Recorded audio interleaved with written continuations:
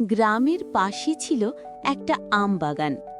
বাগানে এক রাখাল ছেলে রুবেল প্রতিদিন তার ছাগল চড়াত। সে গান গাইত, বাঁশি বাজাত, তাই গ্রামের সবাই তাকে ভালোবাসত। কিন্তু বাগানে থাকতো এক দুষ্টু বাদর।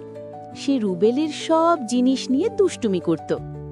একদিন দুপুরে আহ, কি মিষ্টি বাতাস বইছে আজ। হঠাৎ বাঁশিটা কেড়ে নিল সেই বাদর।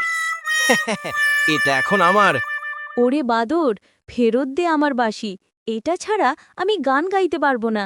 না দেব, আমি বাজাবো বাঁশি, সবাই শুনুক আমার সুর। বাদর ফোঁ দিল, কিন্তু বাঁশি থেকে শুধু ফোঁ শব্দ বেরোলো, কোনো সুর বেরোলো না। রাগ করে বাদর বলল। এই বাঁশি কাজ করে না কেন? রুবেল হেসে বলল, বাঁশি বাজাতে হলে মন ভালো আর ধৈর্য চাই, শুধু ফুঁ দিলে হয় না। বাদর কৌতূহলী হয়ে বলল। তাহলে আমাকেই শিখিয়ে দাও, আমি গান গাইব, সবাই আমাকে বাহবা দেবে। রুবেল বলল। আচ্ছা, আগে বাঁশি ফেরত দাও। বাদর বাঁশি ফেরত দিল। রুবেল সুন্দর করে সুর তুলল। পুরো বাগান ভরে গেল মিষ্টি আওয়াজে। ছাগলগুলো মাথা দোলাতে লাগল, পাখিরা গাইতে শুরু করল। ও মা, এত সুন্দর! আমি পারবো না। বাদর বলল। তুমি যদি অন্যের জিনিস কেড়ে না নিয়ে নিজের চেষ্টা করো তবেই পারবে।